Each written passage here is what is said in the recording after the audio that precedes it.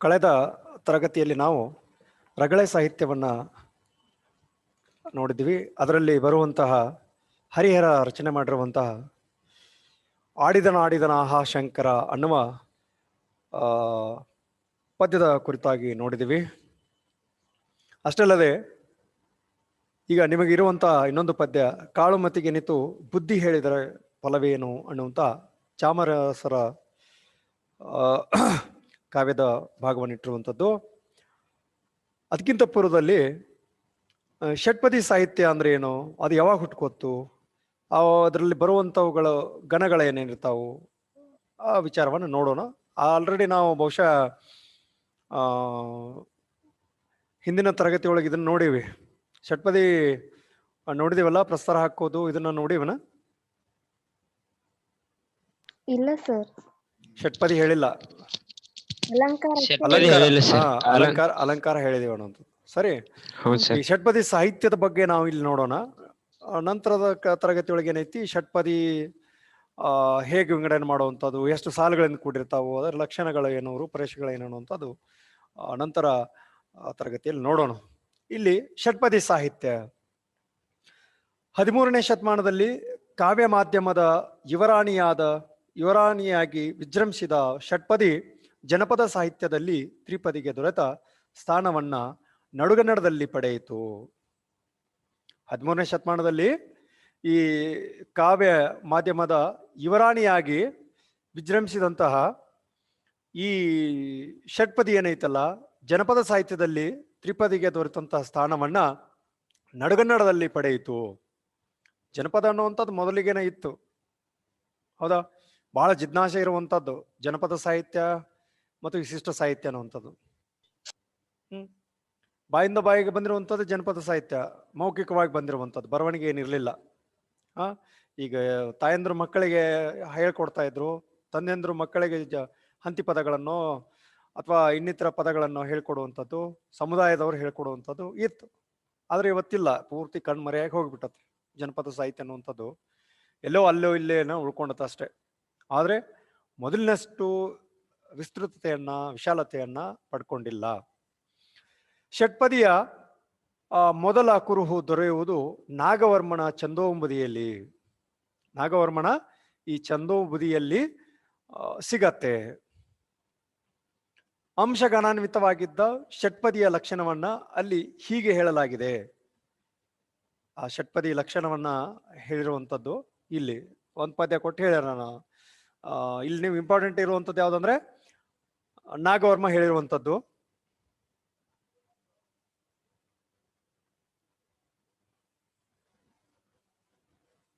ಹೌದಾ?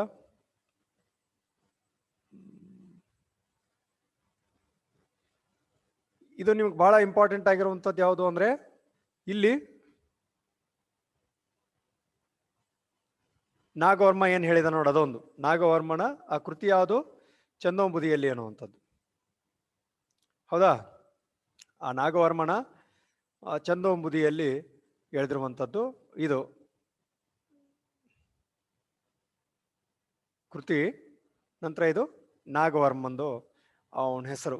ಅದು ಯಾವ್ದು ಕೃತಿ ಅಂದ್ರೆ ಛಂದೋಂಬುದಿಯೊಳಗ ಮೊದಲಿಗೆ ಷಟ್ಪದಿ ಸಾಹಿತ್ಯದ ಕುರುಹು ದೊರೆತದೆ ಅನ್ನುವಂಥದ್ದು. ಅದು ಯಾವ್ದಾಗಿತ್ತು ಅಂದ್ರೆ ಅಂಶಗಣಾನ್ವಿತವಾಗಿದ್ದ ಷಟ್ಪದಿಯ ಲಕ್ಷಣವನ್ನ ಇಲ್ಲಿ ಹೇಳಿದ್ದಾರೆ ಅನ್ನುವಂಥದ್ದು. ಇಲ್ಲಿ ಹೇಳ್ಯಾರ. ಏನ್ ಹೇಳಿದಾರ?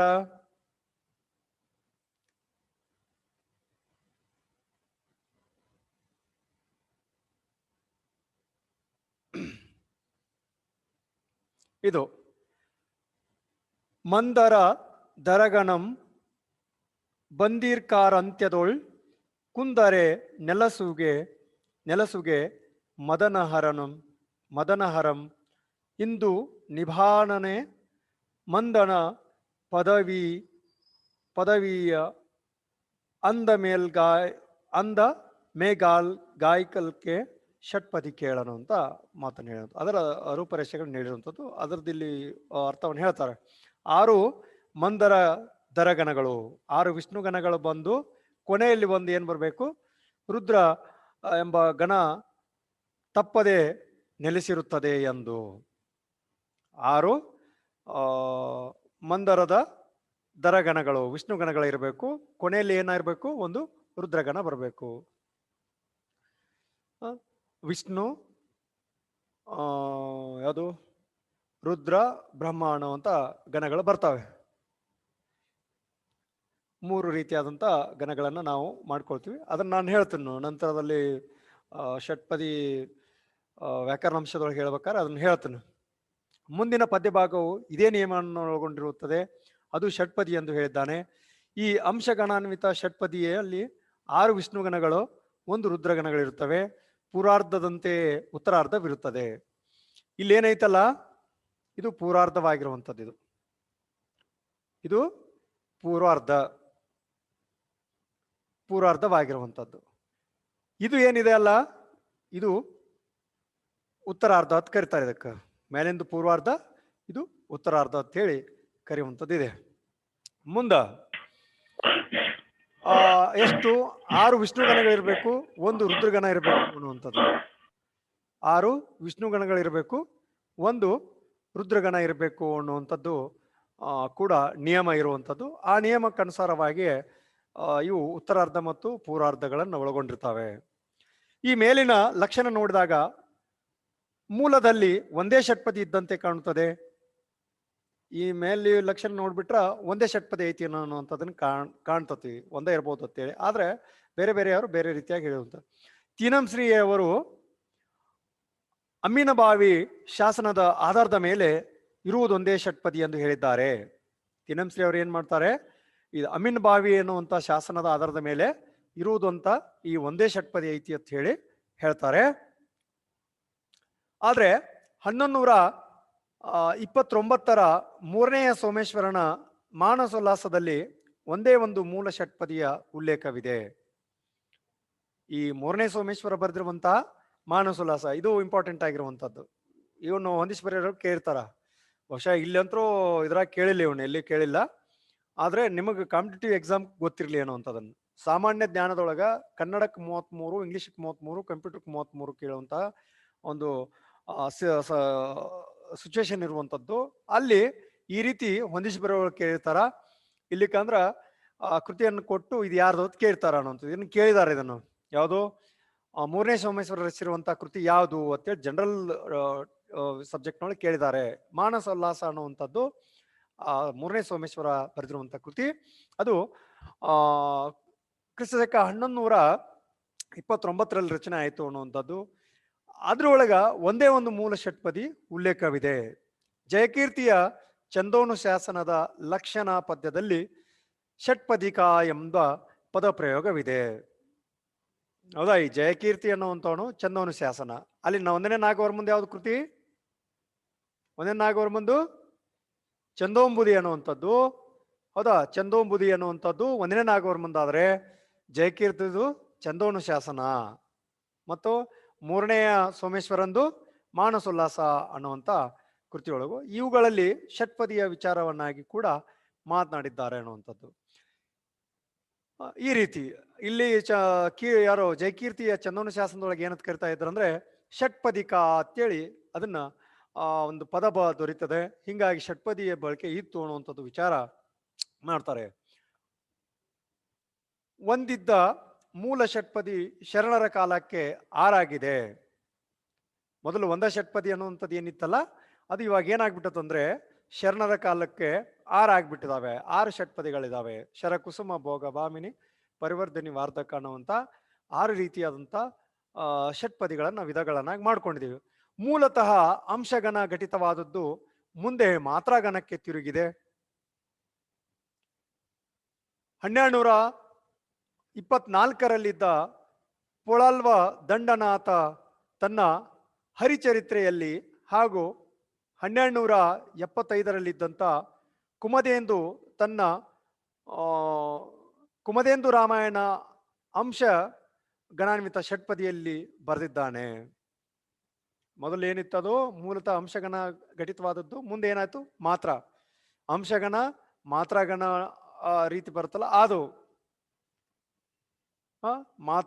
ಮಾತ್ರಗಣ ಅಂಶಗಣ ಈ ರೀತಿ ಬರ್ತಾ ಇದ್ದಾವಲ್ಲ ಅದನ್ನ ಭಾಗ ಯಾವ ರೀತಿ ಆಯ್ತು ಅನ್ನೋಂಥದನ್ನು 1224ರಲ್ಲಿದ್ದಂಥ ಪೋಲಾಳ್ವ ದಂಡನಾಥ ತನ್ನ ಹರಿಚರಿತ್ರೆಯಲ್ಲಿ ಹಾಗೂ 1275ರಲ್ಲಿದ್ದಂಥ ಕುಮದೇಂದು ತನ್ನ ಕುಮದೇಂದು ರಾಮಾಯಣ ಅಂಶಗಣಾನ್ವಿತ ಷಟ್ಪದಿಯಲ್ಲಿ ಬಳಸಿದ್ದಾನೆ. ಮುಂದೆ ಹರಿಹರ ತನ್ನ ರಗಳೆಯಲ್ಲಿ ಬಳಸಿದ ಮಾತ್ರಾ ಛಂದಸ್ಸು ರಾಘವಂಕನ ಮೇಲೆ ಪ್ರಭಾವವನ್ನುಂಟು ಮಾಡಿತು. ಹೀಗಾಗಿ ರಾಘವಂಕ ಮೊಟ್ಟ ಮೊದಲ ಬಾರಿಗೆ ವಾರ್ಧಕ ಷಟ್ಪದಿಯನ್ನ ಬಳಕೆ ಮಾಡಿಕೊಂಡ. ವಾರ್ಧಕ ಷಟ್ಪದಿಯನ್ನ ಆತ ಬಳಕೆ ಮಾಡ್ಕೊಳ್ತಾನೆ. ಈ ರೀತಿ ಅಂದ್ರೆ ಅವುಗಳನ್ನು ಹೇಗೆ ಬಳಕೆ ಆಯಿತು ಅನ್ನುವಂಥ ವಿಚಾರವನ್ನ ನಾವಿಲ್ಲಿ ನೋಡ್ತಾ ಹೋಗುವಂಥದ್ದು. ರಾಘವಂಕ ವಾರ್ಧಕ ಷಟ್ಪದಿಯಲ್ಲಿ ಮಾತ್ರ ಛಂದಸ್ಸಿನ ಬಳಕೆ ಮಾಡಿ ಷಟ್ಪದಿ ಯುಗದ ಸ್ಥಾಪನಾಚಾರ ನೆನೆಸಿದ. ರಗಳೆ ಕವಿ ಅಂತ ಯಾರನ್ನ ಕರಿತೀವಿ ನಾವು? ಯಾರು ರಗಳೆ ಕವಿ?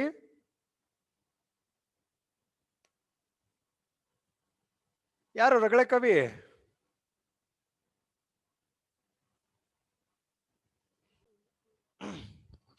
ಓಕೆ, ಇರ್ಲಿ, ನೀವು ಹೇಳಲಿಕ್ಕೆ ನಾನಾರ ಏನ್ ಮಾಡ್ಲಿ. ರಗಳೆ ಕವಿ ಅಂತೇಳಿ ಹರಿಹರನ್ ಕರಿತೀವಿ. ಷಟ್ಪದಿ ಕವಿ ಅಂತೇಳಿ ಯಾರನ್ನ ಕರಿತೀವಿ? ಯಾರೋ?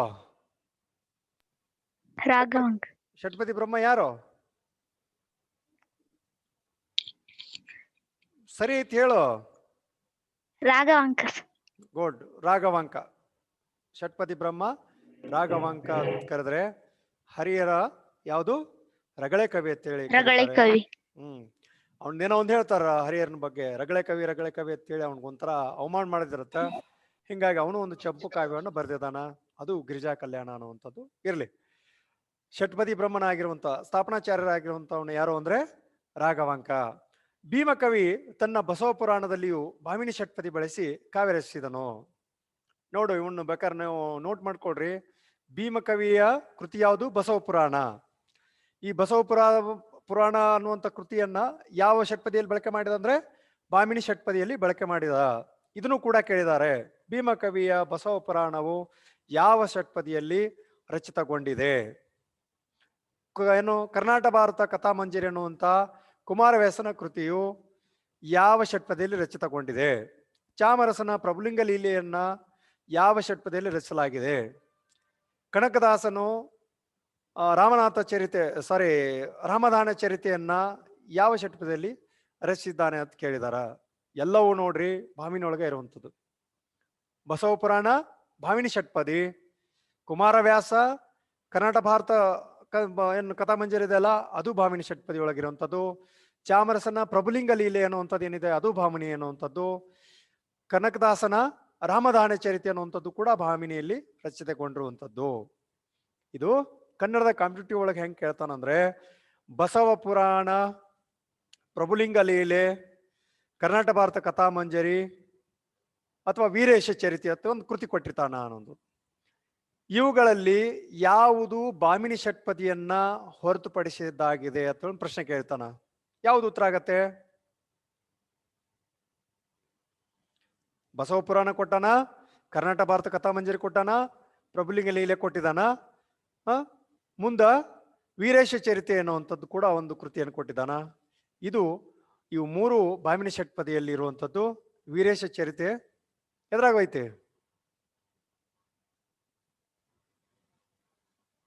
ಉದ್ದಂಡ ಷಟ್ಪದಿನ ನೋಡ್ರಿ, ಅದ ಯಾವ್ದು ನೋಡು, ವೀರೇಶ ಚರಿತೆ ಯಾವ್ದೈತಿ ನೋಡ್ಕೊಂಡು ಹೇಳ್ರಿ ಅನ್ನೋದು. ಈ ರೀತಿ ಕಾವ್ಯಗಳು ಎಲ್ಲೆಲ್ಲಿ ಯಾವ ಘಟ್ಟದಲ್ಲಿ ಆ ಷಟ್ಪದಿ ಒಳಗೆ ರಚನೆ ಆಯಿತೋ, ಅಥವಾ ಚಂಪು ಕಾವ್ಯದೊಳಗೆ ರಚನೆ ಆಯಿತೋ, ಅಥವಾ ರಗಳ ಒಳಗೆ ರಚನೆ ಆಯಿತೋ, ಅಥವಾ ಕಂದು ಪದ್ಯದ ಒಂದು ನಿಯಮವನ್ನು ಇಟ್ಕೊಂಡು ರಚನೆ ಆಯಿತೋ, ಏನು ತ್ರಿಪದಿ ಒಳಗೆ ರಚನೆ ಆಯಿತೋ, ಅಥವಾ ಸಾಂಗತ್ಯದೊಳಗೆ ರಚನೆ ಆಯಿತೋ, ಈ ರೀತಿ ಭಿನ್ನ ಭಿನ್ನವಾದಂಥ ಕೃತಿಗಳ ರಚನೆ ಆಗ್ತಾವಲ್ಲ. ಇಲ್ಲಿ ಷಟ್ಪದಿ ಇರೋದ್ರಿಂದ ಬಸವ ಪುರಾಣ, ಕರ್ನಾಟಕ ಭಾರತ ಕಥಾಮಂಜರಿ, ರಾಮದಾನ ಚರಿತೆ, ಪ್ರಭುಲಿಂಗ ಲೀಲೆ ಇವೆಲ್ಲವೂ ರಚನೆ ಆಯಿತು. ಯಾವುದ್ರೊಳಗ? ಭಾಮಿನಿ ಒಳಗ. ಅಷ್ಟೇ ಅಲ್ಲದೆ ಮುಂದೆ ಲಕ್ಷ್ಮೀಶ ತನ್ನ ಜೈಮಿನಿ ಭಾರತವನ್ನ ವಾರ್ಧಕದಲ್ಲಿ ರಚಿಸಿದನು. ವೀರೇಶ ಚರಿತೆ ಅನ್ನುವಂಥದ್ದು ಉದ್ದಂಡ, ಜೈಮಿನಿ ಭಾರತ ಅನ್ನುವಂಥದ್ದು ವಾರ್ಧಕ, ಮೇಲೆ ಹೇಳಿರುವಂಥ ಮೂರು ಯಾವುವು ಭಾಮಿನಿ ಒಳಗಿರುವಂಥದ್ದು. ಹೀಗೆ ಕೇಳುವಂಥ ಚಾನ್ಸಸ್ ಇರುತ್ತೆ. ನಿಮಗೆ PUC ಸಂಬಂಧಪಟ್ಟಂಗೆ ಇವನು ಏನು ಕೇಳೋದಿಲ್ಲ, ಆದ್ರೂ ನಿಮಗೆ ನಾಲೆಜ್ ಇರಲಿ ಅಷ್ಟೇ. ರೈಟ್. ರಾಘವಾಂಕ ವೀರೇಶ ಚರಿತೆಯನ್ನ ಉದ್ದಂಡ ಷಟ್ಪದಿಯಲ್ಲಿ ರಚಿಸಿದನು. ಇದೇ ಮಾದರಿಯಲ್ಲಿ ಬಸವಾಂಕನು ಉದ್ಭಟ ದೇವ ಚರಿತೆಯನ್ನ, ಸಿದ್ಧನಂಜೇಶನು ರಾಘವಾಂಕ ಚರಿತೆಯನ್ನ ವಾರ್ಧಕ ಷಟ್ಪದಿಯಲ್ಲಿ ರಚಿಸಿದನು. ಇದನ್ನ ಕೇಳಿದ್ರು, ಇದನ್ನ ರಾಘವಾಂಕ ಚರಿತ್ರೆಯನ್ನ ರಚಿಸಿದವರು ಯಾರು ಅಂತೇಳಿ ಬೇರೆ ಬೇರೆಯವ್ರ ಹೆಸರು ಕೇಳಿದ್ರು. ಸಿದ್ಧನಂಜೇಶ ಅನ್ನುವಂಥವನು ರಾಘವಾಂಕನ ಚರಿತ್ರೆಯನ್ನ ಅದು ವಾರ್ಧಕ ಷಟ್ಪದಿ ಒಳಗ ಬರಿತಾನೆ.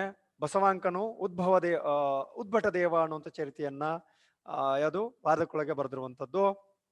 ಮತ್ತು ವೀರೇಶ ಚರಿತೆಯನ್ನ ಉದ್ದಂಡ ಷಟ್ಪದಿ ಅದ್ರೊಳಗೆ ರಚನೆ ಮಾಡಿರುವಂಥದ್ದು. ಇದು ಆಧುನಿಕ ಕವಿಗಳಾದಂತಹ ದರಾ ಬೇಂದ್ರೆ, ಅಡಿಗ, ಚನ್ನವೀರ್ ಕಣಿವಿ, KS ನಿಸಾರ, ಅಹಮದ್ ಯಾರು KS ನರಸಿಂಹಸ್ವಾಮಿ ಅನ್ನುವಂಥವ್ರು ಮುಂತಾದವರು ಕೂಡ ತಮ್ಮ ಕೆಲವು ಕವಿತೆಗಳಲ್ಲಿ ಷಟ್ಪದಿಯನ್ನು ಬಳಸಿದ್ದಾರೆ. ಆಧುನಿಕ ಪುರಾಣ ಕಾವ್ಯಗಳು ಇಂದಿಗೂ ಷಟ್ಪದಿ ಛಂದಸ್ಸಿನಲ್ಲಿ ರಚನೆಯಾಗುತ್ತಿರುವುದನ್ನ ಕಾಣಬಹುದಾಗಿದೆ. ಇಂದು ಕೂಡ ಯಾರು ದರಾ ಬೇಂದ್ರೆ ಆಗಿರ್ಬೋದು, ಅಡಿಗರಾಗಿರ್ಬೋದು, ಚನ್ನವೀರ್ ಕಣಿವಿ ಅವರು ಆಗಿರ್ಬೋದು, KSN ಅವರು ಆಗಿರ್ಬೋದು, ಮುಂತಾದವರು ಕೂಡ ಕೆಲವು ಕವಿತೆಗಳಲ್ಲಿ ಷಟ್ಪದಿಯನ್ನು ಬಳಕೆ ಮಾಡಿದ್ದಾರೆ. ಆಧುನಿಕ ಪುರಾಣ ಕಾವ್ಯಗಳು ಕೂಡ ಇಂದಿಗೂ ಷಟ್ಪದಿ ಛಂದಸ್ಸಿನಲ್ಲಿ ರಚನೆಯನ್ನ ಮಾಡ್ತಾ ಇದ್ದಾರೆ. ಇಷ್ಟು ನಿಮಗಿರುವಂತ ಯಾವುದು ಷಟ್ಪದಿ ಸಾಹಿತ್ಯದ ಸಂಕ್ಷಿಪ್ತವಾದಂಥ ಪರಿಚಯ. ಇನ್ನ ಕಾಳುಮುತ್ತಿಗೆ ಏನಿತ್ತು, ಬುದ್ಧಿ ಹೇಳಿದರೆ ಫಲವೇನು ಅನ್ನುವಂಥ ಈ ಕಾವ್ಯವನ್ನು ರಚನೆ ಮಾಡಿರುವಂಥ ಈ ಪದ್ಯದ ರಚನಾಕಾರರಾಗಿರುವಂಥ ಚಾಮರಸರ ಪರಿಚಯವನ್ನ ನಾವು ನೋಡೋಣ.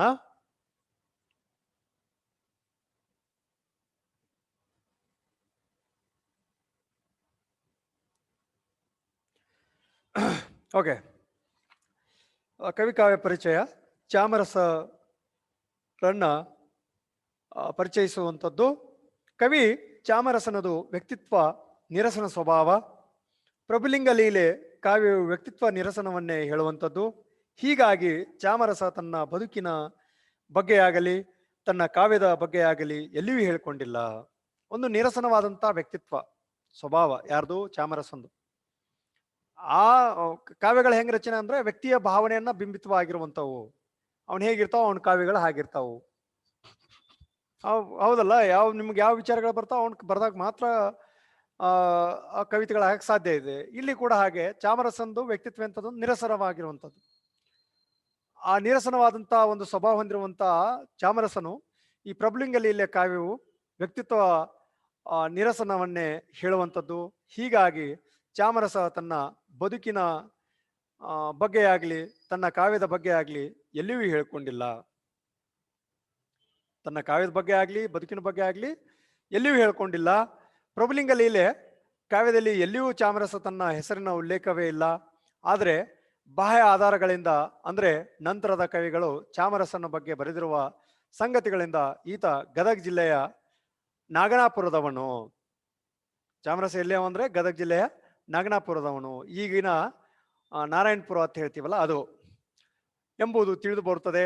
ಈತನ ಕಾಲ 16ನೇ ಶತಮಾನ ಎಂದು ವಿದ್ವಾಂಸರು ಊಹಿಸಿದ್ದಾರೆ. 16ನೇ ಶತಮಾನದೊಳಗ ಜನಿಸಿರುವಂತ ಬಾಳಿರುವಂತವನು ಯಾರು ಅಂದ್ರೆ ಈ ಚಾಮರಸ. ಪ್ರಭುಲಿಂಗ ಲೀಲೆ ತೆಲುಗು, ತಮಿಳು, ಸಂಸ್ಕೃತ ಮತ್ತು ಮರಾಠಿ ಭಾಷೆಗಳಿಗೆ ಅನುವಾದಗೊಂಡಿರುವುದು ಅದರ ಹೆಗ್ಗಳಿಕೆ ಗುರುತು. ತೆಲುಗು, ತಮಿಳು, ಸಂಸ್ಕೃತ ಮತ್ತು ಮರಾಠಿ ಈ ಎಲ್ಲ ಭಾಷೆಗಳಿಗೆ ಇದು ಅನುವಾದಗೊಂಡಿದೆ. ಗಾಳಿಯಂತೆ ಸುತ್ತೆಲ್ಲ ಸುಳಿದಾಡುವ ಅಲ್ಲಮ ಅನೇಕರ ಅಜ್ಞಾನವನ್ನ ಅಳಿಸಿ ಹಾಕಿ ಅಹಂಕಾರವನ್ನ ತುಳಿದು ನಿಜ ಮಾರ್ಗದತ್ತ ನಡೆಯಲು ಪ್ರೇರೇಪಿಸಿದ ಮಹಾಮಹಿಮ. ಅಲ್ಲಂ ಪ್ರಭು ಅವರ ವ್ಯಕ್ತಿತ್ವದ ಬಗ್ಗೆ ಕೂಡ ಇಲ್ಲಿ ಹೇಳ್ತಾ ಹೋಗುವಂಥದ್ದು. ಗಾಳಿಯಂತೆ ಸುತ್ತೆಲ್ಲ ಸುತ್ತಾಡುವಂತ ಅಲ್ಲಮ ಅನೇಕರ ಅಜ್ಞಾನವನ್ನ ಅಳಿಸಿ ಹಾಕಿ ಅಹಂಕಾರವನ್ನ ತುಳಿದು ನಿಜ ಮಾರ್ಗದತ್ತ ನಡೆಯಲು ಪ್ರೇರೇಪಿಸಿದಂತ ಮಹಾಮಹಿಮ. ನಾವು ಶರಣರ ವಿಚಾರಧಾರೆಯನ್ನು ನೋಡ್ತಾ ಹೋದ್ರೆ ಬಸವಣ್ಣವರು ನಿರ್ಮಿಸಿರುವಂತ ಅವಾಗಿನ 12ನೇ ಶತಮಾನದ ಏನು ಅನುಭವ ಮಂಟಪದ ಅಧ್ಯಕ್ಷತೆಯನ್ನು ವಹಿಸಿದವರು ಯಾರಾಗಿದ್ರು? ಈ ಪ್ರಭುಲಿಂಗ ಯಾರೋ ಅಲ್ಲಮ ಪ್ರಭುದೇವರಾಗಿದ್ರು. ಅವರ ಒಂದು ಅಧ್ಯಕ್ಷತೆಯೊಳಗೆ ಎಲ್ಲಾ ವಿಚಾರಧಾರೆಗಳು ನಡೀತಾ ಇದ್ವು. ಹೌದಾ? ಅದೇ ಹೇಳಿದ್ರು ನೋಡು, ಆ ಗಾಳಿಯಂತೆ ಸುತ್ತೆಲ್ಲ ಸುಳಿದಾಡುವಂತ ಅಲ್ಲಮ ಅನೇಕರ ಅಜ್ಞಾನವನ್ನು ಅಳಿಸಿ ಹಾಕ್ಯದ. ಅಕ್ಕಮಾದೇವರ ಜೊತೆ ಸಂವಾದ ಆಗುವಂಥದ್ದು? ಅವರ ಒಂದು ಆ ಅನುಭವ ಮಂಟಪದ ಪ್ರವೇಶಕ್ಕೆ ಅವರನ್ನು ತಗೋಬೇಕಾದ್ರೆ ಹಲವಾರು ಪ್ರಶ್ನೆಗಳು ನಡೀತಾವೆ. ಅವುಗಳನ್ನ ನಾವು ವಚನಗಳ ಮೂಲಕ ನೋಡ್ತೀವಿ. ಪರೀಕ್ಷಿಸುವಂಥದ್ದು, ಹೊರಗಚ್ಚಿ ಅವರ ಒಂದು ವಿಚಾರಧಾರೆಯನ್ನ ಮಾಡುವಂಥದ್ದು. ಅಷ್ಟಲ್ಲದೆ ಎಂತೆಂಥ ಬೇರೆ ಬೇರೆ ಶರಣರನ್ನು ಕೂಡ ಅವರು ತಮ್ಮ ವಿಚಾರಗಳನ್ನ ಅಲ್ಲಿ ವ್ಯಕ್ತಪಡಿಸುವಂಥದ್ದಿತ್ತು. ಅದನ್ನ ಸರಿ ಪ್ರಮಾಣದಲ್ಲಿ ತಿಳಿಯಾದ ರೀತಿಯೊಳಗ ಆ ಜ್ಞಾನವನ್ನ ತುಂಬಿಸ್ತಾ, ಅಜ್ಞಾನವನ್ನು ಅಳಿಸಿ ಹಾಕ್ತಾ, ಅಹಂಕಾರವನ್ನ ತೊಳೆದು ನಿಜ ಮಾರ್ಗದತ್ತ ನಡೆಯಲು ಪ್ರೇರೇಪಿಸಿದಂತ ಒಬ್ಬ ಮಹಾಮಹಿಮ ಯಾರು ಅಂದ್ರೆ ಈ ಅಲ್ಲಮ ಪ್ರಭು. ಬನವಾಸಿ ಅರಸನಾದಂಥ ಮಮಕಾರ ಮತ್ತು ಅವನ ಹೆಂಡತಿ ಮೋಹಿನಿ ದೇವಿಯ ಮಗಳಾಗಿ ಜನಿಸಿದ ಮಾಯೆಯ ಮಧುಕೇಶ್ವರ ದೇವಾಲಯಕ್ಕೆ ನಿತ್ಯ ಹೋಗಿ ನೃತ್ಯ ಸೇವೆ ಸಲ್ಲಿಸುತ್ತಿರುತ್ತಾಳೆ. ಮುಂದೆ ಮದ್ದಳೆ ಕಾರಣಾಗಿ ಬಂದ ಅಲ್ಲಮನ ಮದ್ದಳೆ ದನಿಗೆ ಮನಸೋತು ಅವನನ್ನ ಒಲಿಸಿಕೊಳ್ಳಲು ಹಲವು ರೀತಿಯ ಪ್ರಯತ್ನ ಮಾಡ್ತಾಳೆ. ವಿರಹ ತಾಪ ತಾಳದೆ ಅಲ್ಲಮನನ್ನ ಅಪ್ಪಿಕೊಳ್ಳಲು ಹೋದಾಗ ಬಯಲನ್ನೇ ಅಪ್ಪಿಕೊಂಡಂತಾಗುತ್ತದೆ.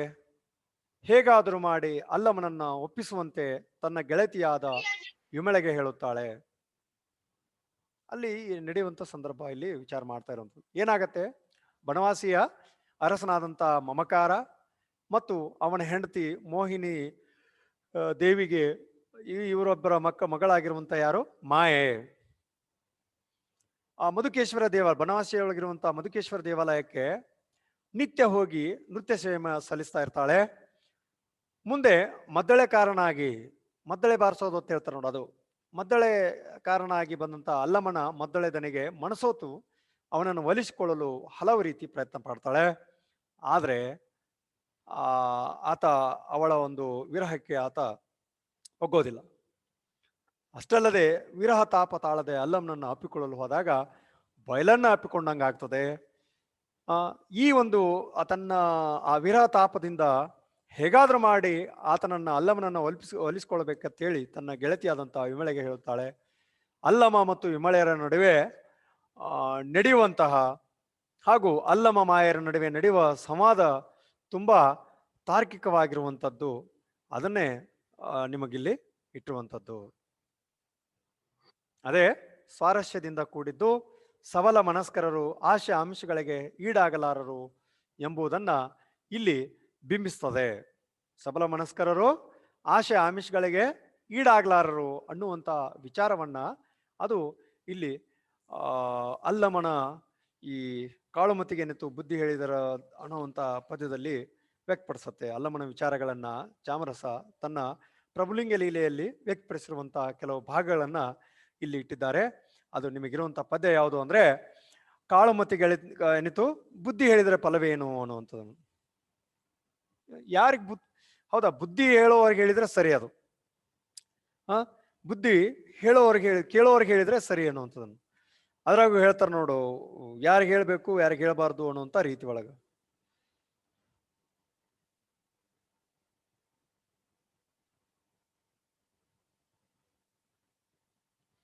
ರೈಟ್, ಆ ರೀತಿ ಈ ಕಾಳುಮತಿಗಳಿಗೆ ಬುದ್ಧಿ ಹೇಳಿದ್ರೆ ಅದು ಸರಿಯಾಗಿ ಸಾಧ್ಯ ಇದೆಯೇನಾ ಅನ್ನುವಂಥ ವಿಚಾರವನ್ನ ಈ ಪದ್ಯದ ಮುಖೇನವಾಗಿ ಹೇಳುವಂಥ ಕೆಲಸವನ್ನ ಈ ಅಲ್ಲಮರ ಯಾವುದದು ವಿಚಾರವನ್ನ ಈ ಚಾಮರಸನ ಪ್ರಭುಲಿಂಗ ಲೀಲೆಯಲ್ಲಿ ವ್ಯಕ್ತಪಡಿಸುವಂಥದ್ದಾಗಿದೆ. ಇನ್ನ ಈ ಪದ್ಯದ ಒಂದು ಆಶಯ ಏನಿದೆ, ಪದ್ಯದ ಆಶಯ ಏನಿದೆ ಅನ್ನುವಂಥದ್ದು, ಪದ್ಯದ ಆಶಯ ಏನಿದೆ, ಹಂಗಾದ್ರೆ ಏನು ಒಳಗೊಂಡಿದೆ ಅನ್ನುವಂಥದ್ದನ್ನು ಈ ಪದ್ಯದ ಭಾವಾರ್ಥ ಆಗಿರ್ಬೋದು ಅಥವಾ ಇಡೀ ಪದ್ಯ ಏನು ಒಳಗೊಂಡಿದೆ ಅನ್ನುವಂಥದ್ದು. ಲೌಕಿಕ ಸುಖವೇ ಆತಂಕಿಕ ಸುಖ ಎಂದು ತಿಳಿದ ಮನುಷ್ಯರು ದುರ್ಬಲ ಮನಸ್ಕರರಾಗಿ ವಿಷಯಾದಿಗಳ ವಶರಾಗ್ಬಿಡ್ತಾರೆ. ಇಲ್ಲಿ ಈ ಚಾಮರಸರ ಪದ್ಯವನ್ನು ನೋಡೋಕ್ಕಿಂತ ಪೂರ್ವದಲ್ಲಿ ಈ ಪದ್ಯದ ಒಂದು ಆಶಯ ನುಡಿ ಏನಿದೆ ಅನ್ನುವಂಥ ವಿಚಾರ, ಇಲ್ಲಿ ಆಶಯ ನುಡಿ ಏನಿದೆ ಅನ್ನುವಂಥದ್ದು ಆ ವಿಚಾರವನ್ನ ಅಲ್ಲಿ ನೋಡುವುದಾದ್ರೆ ಅಲ್ಲಿ ಹೇಳ್ತಾರೆ ಏನದು, ಈ ಲೌಕಿಕ ಸುಖವೇ ಹೌದಾ, ಈ ಲೌಕಿಕ ಸುಖವೇ ಅತ್ಯಂತ ಒಂದು ಬಹಳ ಉನ್ನತವಾದಂಥ ಸುಖ ಅನ್ನುವಂಥದ್ದು, ಅಥವಾ ಪೂರ್ಣ ಸಂತೋಷವೇ ಈ ಲೌಕಿಕ ಸುಖದೊಳಗಿದೆ ಅನ್ನುವಂಥದ್ದು ಅಲ್ಲ ಅನ್ನುವಂಥ ವಿಚಾರವನ್ನ, ಅಥವಾ ಈ ರೀತಿ ಅದೇ ಸುಖ ಅನ್ನುವಂಥದ್ದು ತಿಳಿದಿರುವಂತ ಮನುಷ್ಯರು ದುರ್ಬಲ ಮನಸ್ಕರಾಗಿ ವಿಷಯಾದಿಗಳ ವಶರಾಗ್ಬಿಡ್ತಾರೆ. ಈ ದುರ್ಬಲ ಮನಸ್ಸನ್ನು ಹೊಂದಿರುವಂತ ಈ ಮನಸ್ಕರು ವಿಷಯಾದಿಗಳ ವಶರಾಗ್ಬಿಡ್ತಾರೆ. ಅಂತವರು ಯೋಚನೆ, ಆಲೋಚನೆ, ತರ್ಕ ಎಲ್ಲವೂ ತಮ್ಮದೇ ಸರಿ ಎಂಬ ನಿಲುವನ್ನ ತಾಳಿರುತ್ತಾರೆ. ಆದರೆ ಜ್ಞಾನದ ಬೆಳಕಿನಲ್ಲಿ ಕುತರ್ಕದ ಕತ್ತಲೆ ನಿಲ್ಲುವುದಿಲ್ಲ. ಜ್ಞಾನದ ಬೆಳಕಿನಲ್ಲಿ ಏನಿದೆಯಲ್ಲ, ಇದು ಕುತರ್ಕದ ಕತ್ತಲೆ ನಿಲ್ಲೋದಿಲ್ಲ ಅನ್ನುವಂಥ ಮಾತು ಇಲ್ಲಿ ಸತ್ಯವನ್ನ ಹೇಳುವಂಥದ್ದು. ಹೌದಾ, ನಾವು ಲೌಕಿಕ ಬದುಕೇ ನಮ್ಗ ಒಂದು ಅತ್ಯಂತಿಕವಾದಂಥ ಬಹಳ ಸುಖ ಅಂತ ಅನ್ಕೊಂಡ್ಬಿಡ್ತೀವಿ ನಾವು. ಹೌದಾ, ಈ ಅಲೌಕಿಕ ಸ್ಥಿತಿಯನ್ನು ನೋಡಿದಾಗ ಗೊತ್ತಾಗ್ತತಿ ಬದುಕು ಹೇಗಿದೆ ಅನ್ನೋಂಥದ್ದು. ಹೆಂಡತಿ, ಮಕ್ಕಳು, ಮೊಮ್ಮಕ್ಕಳು, ತನ್ನದೇ ಆದಂಥ ಒಂದು ಸಂಸಾರ, ಅದನ್ನ ನಿರ್ವಹಿಸುವಂಥದ್ದು, ಇದೇ ಒಂದು ಸುಖ ಅನ್ಕೊಳ್ಳುವಂಥದ್ದು ತಪ್ಪು. ಈ ದುರ್ಬಲ ಮನಸ್ಕರು ಏನ್ ಮಾಡ್ತಾರೆ, ಇದಕ್ಕೆ ವಶರಾಗ್ಬಿಟ್ಟಿರ್ತಾರೆ. ಆದ್ರೆ ಆ ಯೋಚನೆಗಳಿಂದ, ಆ ತರ್ಕತೆಯನ್ನ ಅಥವಾ ಆ ಯೋಚನೆ, ಆಲೋಚನೆ ಎಲ್ಲವನ್ನು ತಮ್ಮದೇ ಸರಿ ಅನ್ನುವಂಥ ನಿಲ್ಲುವಂತ ಇರ್ತಾರೆ. ಅಂಥವ್ರಿಗೆ ಹೇಳುವಂಥದ್ದು ಏನಂದ್ರೆ, ಜ್ಞಾನದ ಬೆಳಕಿನಲ್ಲಿ ಕುತರ್ಕದ ಕತ್ತಲೆ ನಿಲ್ಲುವುದಿಲ್ಲ ಅನ್ನುವಂಥದ್ದು.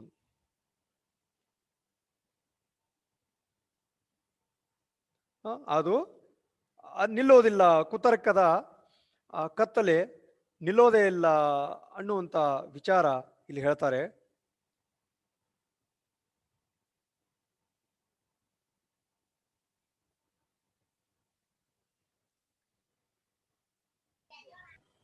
ಏನದು, ಆ ಜ್ಞಾನದ ಬೆಳಕಿನ ಮುಂದೆ ಈ ಕುತರ್ಕದ ಕತ್ತಲೆ ನಿಲ್ಲೋದಿಲ್ಲ, ಸೋತು ಸುಣ್ಣವಾಗ್ತದೆ ಅನ್ನುವಂಥದ್ದನ್ನು.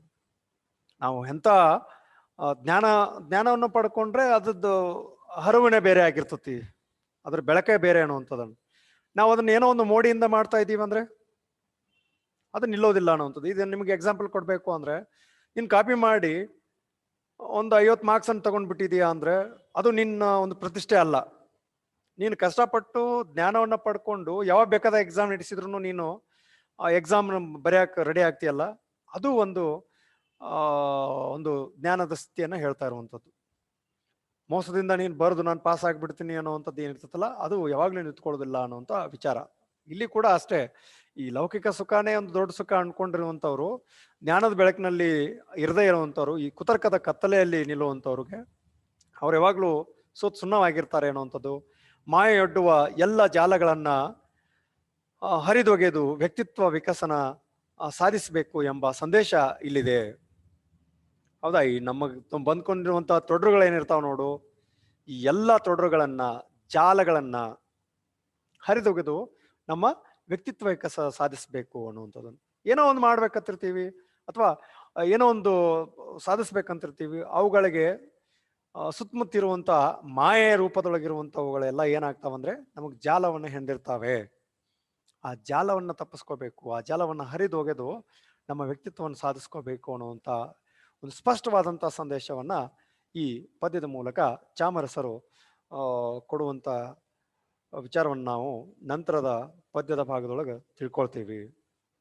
ಅಂದ್ರೆ ಮನುಷ್ಯನಿಗೆ ಜ್ಞಾನ ಅನ್ನುವಂತ ಬೆಳಕಿತ್ತಂದ್ರೆ ಆತ ಎಲ್ಲವನ್ನ ಸುಲಭವಾಗಿ ಎದುರಿಸಿ ತನ್ನ ಬದುಕನ್ನು ರೂಪಿಸಿಕೊಳ್ಳಬಹುದು ಅನ್ನುವಂಥ ವಿಚಾರ, ಈ ಸಂದೇಶವನ್ನ ಇಲ್ಲಿ ಸಾರುವಂಥದ್ದಿದೆ. ಇಷ್ಟು ಚಾಮರಸರ ಸಂಕ್ಷಿಪ್ತ ಪರಿಚಯ, ಜೊತೆಗೆ ಕಾಳುಮತಿಗೆನಿತು ಬುದ್ಧಿ ಹೇಳಿದರೆ ಫಲವೇನನ್ನುವಂಥ ಪದ್ಯದ ಆಶಯ, ಹಾಗೂ ಷಟ್ಪದಿ ಸಾಹಿತ್ಯದ ಹುಟ್ಟು, ಬೆಳವಣಿಗೆ ಮತ್ತು ಷಟ್ಪದಿ ಕಾವ್ಯಗಳ ಸಂಕ್ಷಿಪ್ತವಾದಂಥ ಒಂದು ಪರಿಚಯವನ್ನು ನೋಡಿದೀವಿ. ಮುಂದಿನ ತರಗತಿಯೊಳಗೆ ಏನು ಮಾಡೋಣ, ಪದ್ಯವನ್ನ ನೋಡೋಣ. ಧನ್ಯವಾದಗಳು.